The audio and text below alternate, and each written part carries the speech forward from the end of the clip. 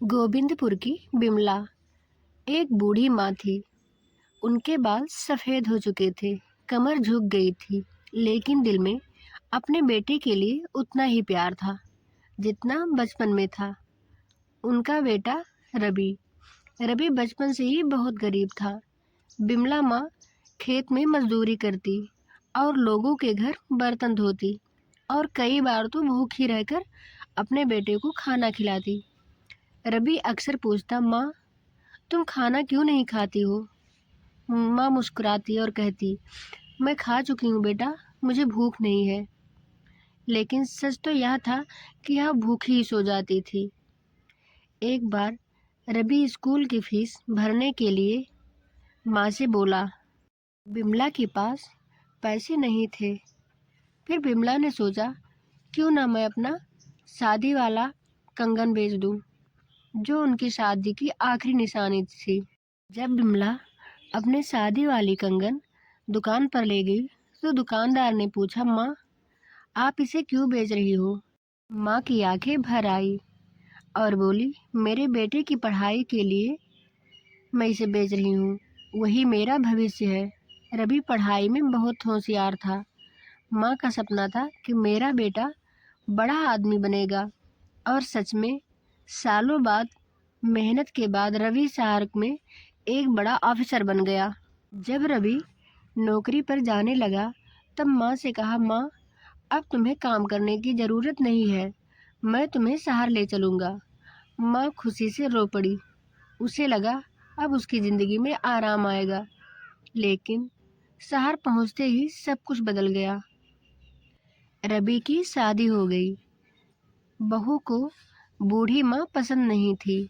वह अक्सर कहती, आपकी माँ गांव वाले आते जाते रहते हैं, वहाँ मेहमानों के सामने अच्छा नहीं लगता। धीरे धीरे रवि भी बदलने लगा। काम का बहाना बनाकर माँ से बात कम करने लगा। एक दिन रवि ने माँ से कहा, माँ मैं तुम्हें एक बहुत अच्छे आश्रम में छोड़ देता हूँ, वहाँ तुम्हारी उम्र के लोग रहते हैं, तुम खुश रहोगी। माँ कुछ पल के लिए चुप हो गई, फिर मुस्कुराई और बोली, अगर तुम्हें लगता है कि मैं वहाँ खुश रहूँगी तो मुझे कोई शिकायत नहीं बेटा। लेकिन उस रात माँ तकिए के नीचे मुंह छिपाकर पूरी रात रोती रही। बिमला की बहू बिमला को बहुत परेशान करती और उसे घर का सारा काम करवाती। और जैसे ही रवि ऑफिस से घर आता वह माँ की शिकायतें करने लगती। फिर सुबह होते ही रवि माँ से बोला, माँ आप तैयार हो जाओ, मैं आपको आश्रम में ले चलकर छोड़ देता हूँ। माँ बोली, ठीक है बेटा। रवि माँ को आश्रम में छोड़ आया।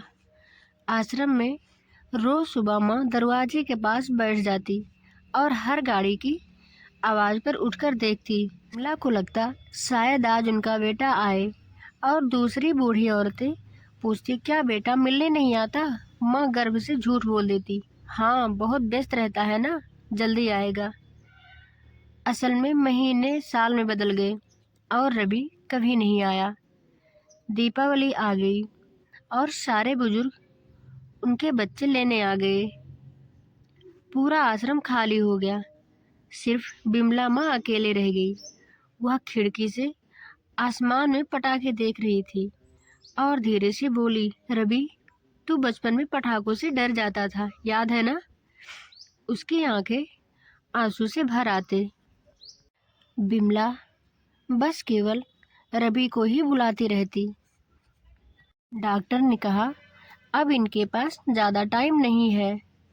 आश्रम वाले रवि के पास फ़ोन किए, लेकिन वह मीटिंग में व्यस्त था। माँ आखिरी सांसों में सिर्फ एक ही बात कह रही थी, मेरा बेटा कब आएगा? वह ज़रूर आएगा। दरवाजे की ओर देखते देखते उसकी आंखें हमेशा के लिए बंद हो गई। जब रवि आश्रम पहुंचा तो सब कुछ खत्म हो चुका था। माँ के बिस्तर के पास एक छोटा सा डिब्बा रखा था। उसमें वही कंगन का बिल था जो उसने उसकी पढ़ाई के लिए बेचा था, और एक चिट्ठी थी, बेटा मैंने ज़िंदगी भर तेरा इंतज़ार किया, तू खुश रहे, बस यही दुआ है। माँ कभी नाराज़ नहीं होती। फिर रवि फूट फूट कर रोने लगा। उसे पहली बार समझ में आया कि दुनिया की सबसे बड़ी दौलत माँ होती है और उसने अपनी माँ को खो दिया।